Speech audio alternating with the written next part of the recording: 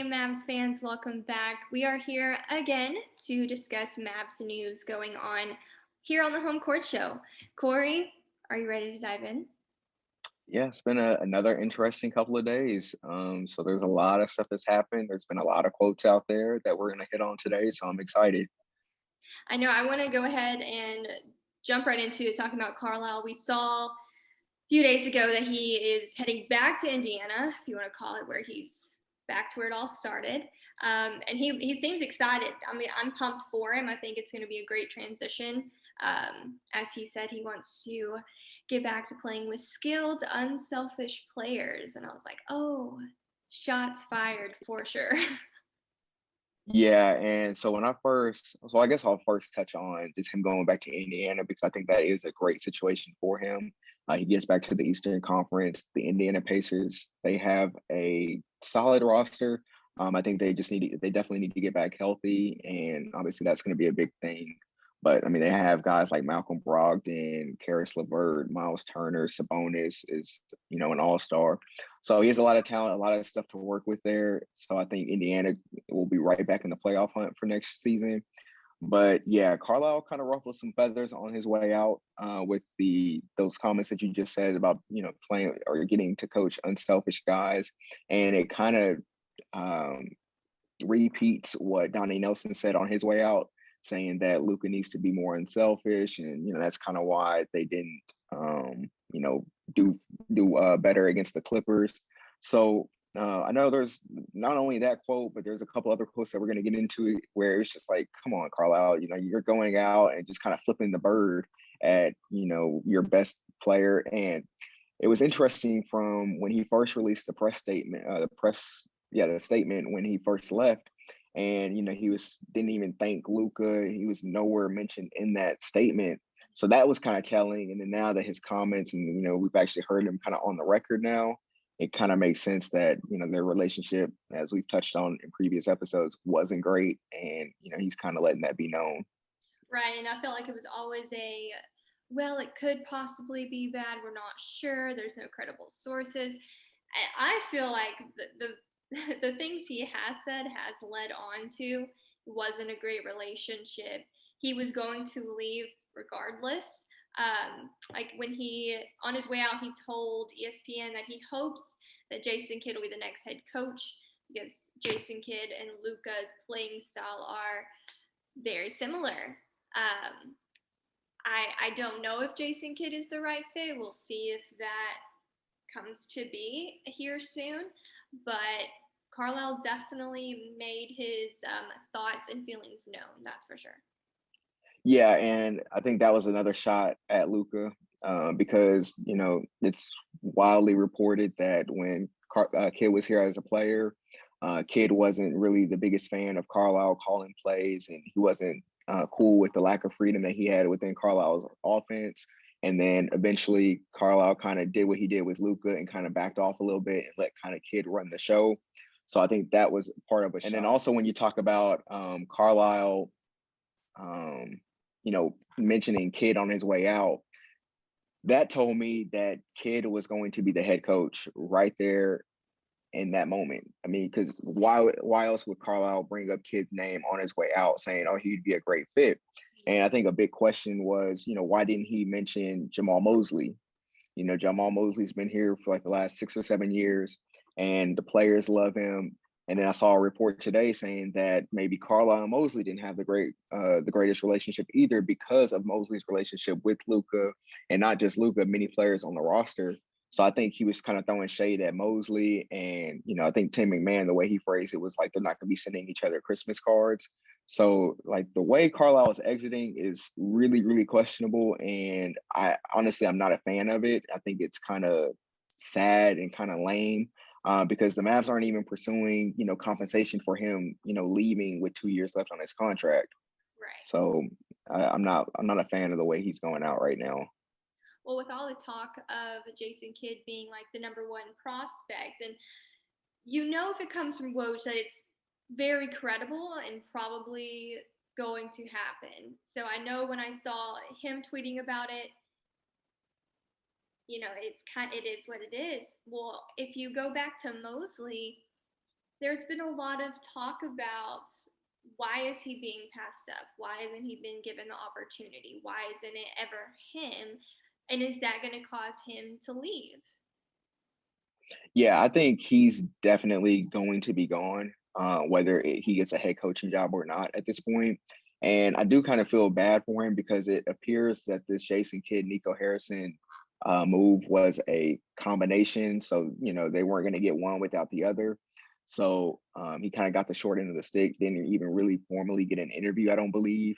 So yeah, it's kind of unfair. And, like he hasn't been mentioned, with any of the head coaching jobs. There's 6 or 7 coaching opportunities available, and you didn't hear his name with any of them. And, logic would say that maybe, okay, he's just, laying low because, the Mavs are gonna come knocking on his door. Well, when that doesn't happen, he's kind of left out there to dry almost. Mm. Right. You mentioned Nico Harrison. Um, that's a big move for the Mavs. I think that's going to be a big power play for us if we can get him here because he is so sought after by multiple teams. Um, and I read about him being Kobe's guy, and I love that. I think it really speaks for the type of person he is with the relationships he builds with these guys, and that is something we need. We need that dynamic to come in and want players to be here. Yeah, I think you hit the nail right on the head right there, because this is an organization that we've touched on in previous episodes as well, that this organization kind of got lost in the shuffle on getting these relationships. I think Donnie and Carlisle were both kind of outdated and kind of relating to these players. So now for them to hand the keys over to a guy that has these relationships and has built these connections with these players, I think it's going to go a long way into their approach in free agency. And I also think it's going to be, a big help in like the success rate and, being able to bring these free agents to Dallas. And he has a great relationship with Luka. And obviously that is a huge thing at this point. He's going to sign that rookie max extension, but this is about building long-term, longer than that. We want to keep Luka here for, 15, 20 years. And I think this move could go a long way into securing that as well. Right. And we've talked about in the past about Cuban and how he kind of has his hands in everything. He isn't just an owner, he is everybody's position at the end of the day. Do we think that he has a huge part in bringing Nico here, and like you said earlier about how it kind of goes hand in hand with Jason Kidd? Yeah, so I think part of this whole thing, because it was something that came together with Kidd and Harrison as a package. I think Kidd's relationship with Cuban, I'm sure they talked numerous times throughout this entire process. And apparently Harrison's known Kidd for the longest time. They've been friends for years. So I think when Kidd and Cuban had those conversations, I bet Nico Harrison was brought up in those conversations. And then, Cuban was like, all right, let's get him here. I'll get you here as head coach. And, you work on getting him here as the GM and, president of basketball operations. So yeah, I definitely think it hand in hand. It's been wildly reported that Kidd and Cuban had a great relationship as they were here, even though it didn't end well after the championship year, where Kidd ended up backing out of the deal and going to New York and then retiring a year after that. That connection, not only with Cuban but others within the front office, went a long way into why we're at the situation we're at. Right. And we were talking earlier about the kind of rumors and Twitter talk and the Twitterverse of everything that's going on with Cuban bringing in JJ, Jason Terry, all these guys back to the coaching staff, and then bringing Dirk back into the organization and the position he's in as well, in hiring these guys. What do you think his logic is there? Because these guys have not been retired long. Yeah, so I think I saw a tweet that pretty much summed it up perfectly today. It's from a guy, M. Doug, and basically what he was saying was that it feels like Cuban is going back to the last thing times were great for this organization. The last time they won a championship, the last time they made it out of the first round. And he's kind of grabbing anything he can to bring that back, bring that culture back to, where it needs to be. And I know just from that tweet, because it was kind of funny to me, it's something I thought of at the time was could the current Mavs from the two could the current Mavs beat the 2011 Mavs current like in current day, like not back when Tyson Chandler was actually playing, not when Dirk was in his prime, but this current Mavs, Dirk being retired for 2 years, could this current Mavs team minus Luca beat all these 2011 Mavs? And I think you'd find it pretty interesting because I don't think these guys could, because these guys, most of them, they struggle dribbling the ball. So let's just be honest there. But it's just a question I had in my mind, and I thought it was pretty funny because I think it would be a closer game than people would want for players in their prime to not be able to beat guys that have been out the league. Exactly, because nowadays we see that the style of basketball has drastically changed. I mean, just from 2011. If you think about these guys, I mean, you're bringing in a team that doesn't know what it was like to play back then and just how the guys retired then doesn't know how it is to play now. I think it's something I'd like to see. But besides that, you're bringing in these guys to the coaching staff. First question is, are they ready for a position like that? Because just because you're a professional basketball player doesn't mean you're going to be a great professional coach, assistant or not. That's kind of my first question when I think about that. Yeah, and I think the head coach now for the Dallas Mavericks is Jason Kidd. If you look at his previous stops, they did not turn out well. He goes to Brooklyn, and it's an older roster like Kevin Garnett, Paul Pierce, and the guys. But they make it to the second round, and then after they get to the second round and get eliminated, Jason Kidd goes to the front office like, I want to control all of this. Yeah. Brooklyn's like, whoa, hold on there, buddy, get him out of here. So then he goes to Milwaukee after just 1 year in Brooklyn, goes to Milwaukee and spends 4 years there, has an under 500 record, and then ends up trying to do the same thing there about running the entire basketball organization, personnel decisions, all that. They get him out of here. And I think, even bigger than that is that both of those situations, he did not end on good terms with people within the organization. They had nothing good to say about him. Yeah, you can go to the Milwaukee situation and Giannis, kind of stuck up for him and was disappointed that he left. But look at what Giannis has become since that point. So, I mean, I think that is a huge, huge deal with Jason Kidd. And it's why I ultimately don't support this decision, along with all the other stuff that he has, as far as baggage goes off the court. So it's a very questionable hire on that part, but, we'll kind of see how it plays out. Is it something that you could say would, quote unquote, tarnish a reputation that the Mavs have or could obtain in the future?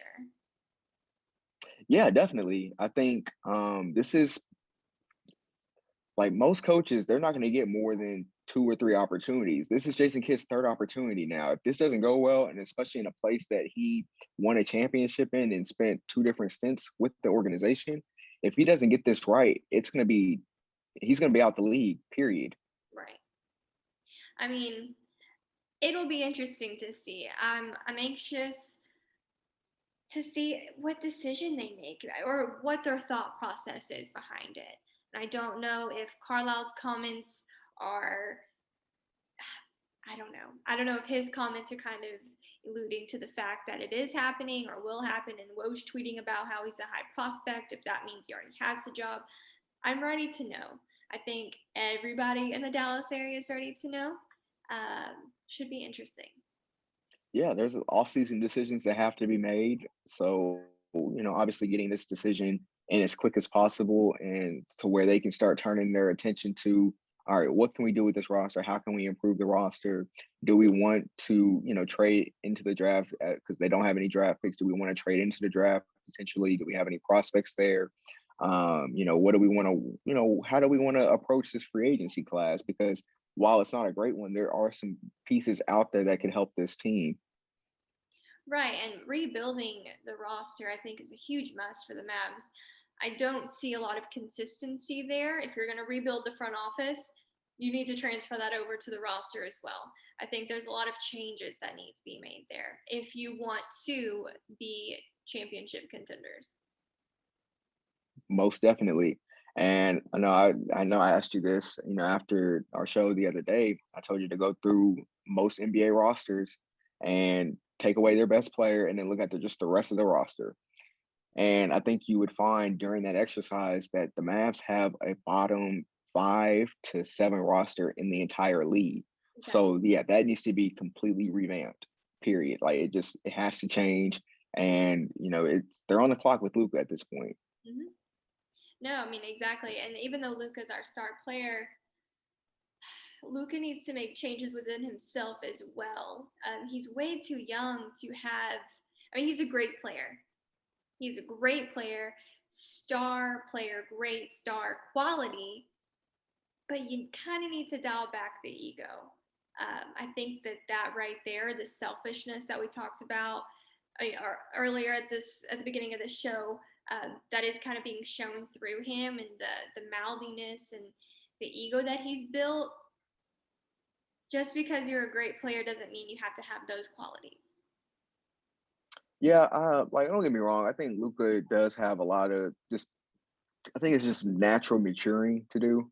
You talk about the officials and going after them, barking, constantly. It can be categorized as whining if you want to call it that.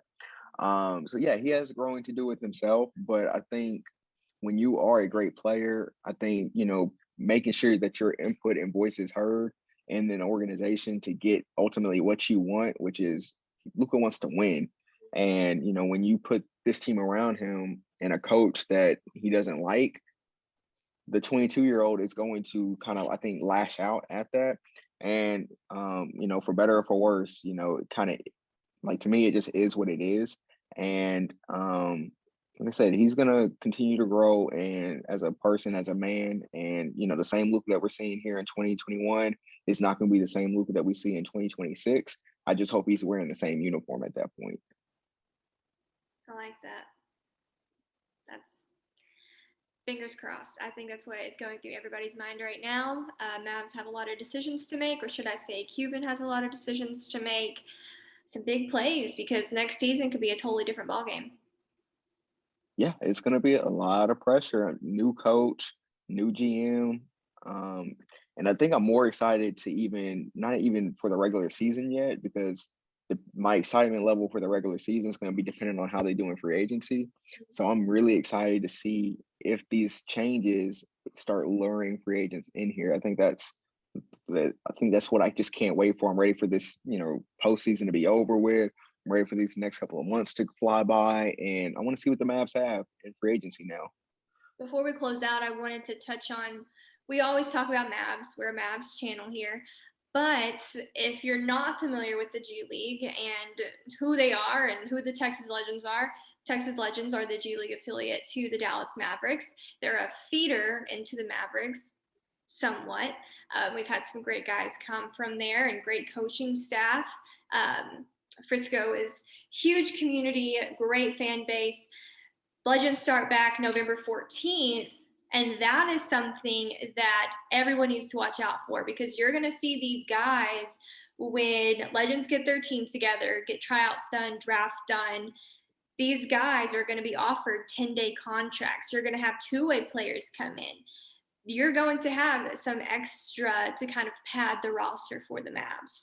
That is what I'm excited for, because those guys that have that G League opportunity want it so bad, and they will be great contributors to the Mavs roster. Whoever we find out. Yeah, it's definitely an important aspect, and I like how the direction they've kind of taken it in, as far as allowing to even like college players to a certain degree, come here and skip out on playing the 1 year in college, or just going overseas. Even just the G League is important, and I think if some of these young guys, if the Mavericks end up signing free agents through the draft or whatever, that's going to be an important aspect, because they'll probably spend a lot of time with that affiliate, and developing and working on different skills, and kind of see what happens. Right. I mean, the G League has developed great players, even if they're not still with us today. You have Kostas, Giannis's younger brother, who is now with the Lakers. He's done great. He's definitely matured. He was a big topic of conversation when he first started out about his maturity level. Love to see him leveling out. You have Jonathan Motley, who was with Agua Caliente Clippers a few seasons ago, two-way player for the Clippers. I mean, you have Daryl Macon. Pretty sure he's with the Heat, or he was. I'm not sure anymore. But you have all of these guys who have developed and been able to come out better and contribute to the Mavs, and then move on to other teams and take that skill with them. Yeah, exactly. And like I said, that is a very, like, if you're not one of the highly touted prospects and you are just looking for any type of shot to hopefully get to the league eventually, going there and showcasing your abilities could take you a long way. And I mean, there's a few different players around the league, aside from the ones that you just mentioned as well, that have taken that step and they've taken advantage of that opportunity. And then they go up to the league and they continue what they were doing there, and they do it in the league, and with whatever minutes they get. So Well, our hey, own I Dwight mean, Powell, our community guy, our big community guy, Dwight, he started with the Legends, and look at him now. I mean, he's injury prone a little bit, but at the end of the day, I mean, he's a great guy, and he deserved that step up for sure. yeah, and I think one thing that kind of hurt last year is that, like, guys like Josh Green, guys like Tyler Bay, guys like Nate Hinton, Mm-hmm. this was the rookie Tyrell Terry even. These are guys that didn't really get a whole lot of playing time with the Mavericks. And, if the G League was in a normal year, they would have been able to go down there and continue to play, continue to get reps, kind of stay sharp. Exactly. Yeah, exactly. So, like I said, it's a big, big, big, big tool that I think NBA teams are even starting to use even more than they were when it was the D League. And I think they're trying to turn it into, where it really is a developmental league where, I can call up like kind of like a minor league in baseball where, you start in double A, triple A, and then you get called up to the big leagues, and you're actually prepared for that moment based off the experience that you have at the G League. Exactly. Whenever they do come back starting in November, we're definitely going to incorporate their content into our own, because they're an affiliate. They have great opportunities in store for the Mavs and vice versa. So stay tuned for that. All right, Corey, thank you so much for joining me on our quick call to cover all things Mavs news. That's right. It's always a pleasure. Of course. All right, I will see you soon.